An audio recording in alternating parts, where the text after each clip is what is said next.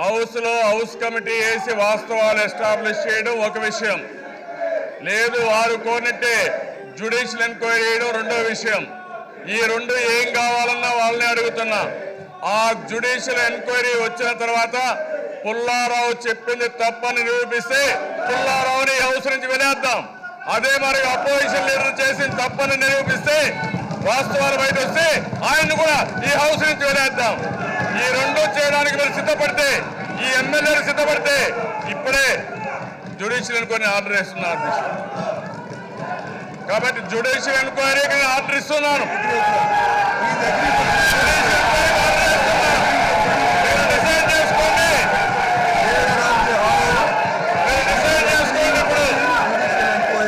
ఎవరైనా ఈ హౌస్ లో ఒకరే ఉండాలా, ఏదో పుల్లారావు గారు ఉండాలా, జగన్మోహన్ రెడ్డి ఉండాలా, ఎవరు ఉండాలో ఆ వాస్తవాలు తెలిపోతుంది.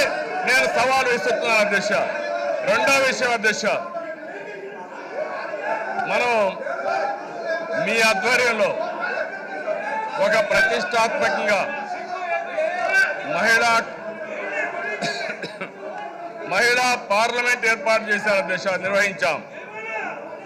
భారతదేశ చరిత్రలో మొట్టమొదటిసారిగా మహిళా పార్లమెంట్ నిర్వహించాం. మహిళా పార్లమెంట్ నిర్వహిస్తే అధ్యక్ష మొదటి రోజు నేను అక్కడికి వచ్చాను.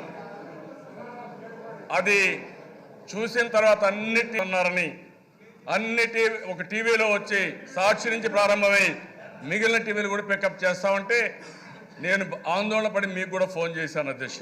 ఏం సార్ ఈ మారి జరిగిందని. మీరు ఇన్ఫర్మేషన్ కాదు, నేను ఆ మారికి అనలేదని మీరు ఆ రోజు చెప్పారు అధ్యక్ష. అయితే ఈ హౌస్లో ఉండే సభ్యులు కూడా చాలామంది చూసి ఉండరు.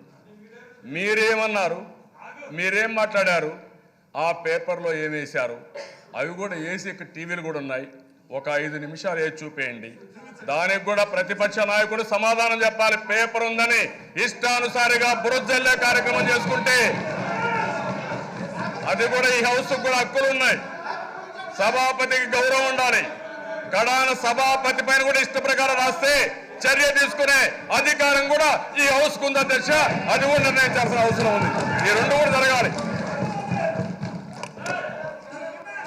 నేషనల్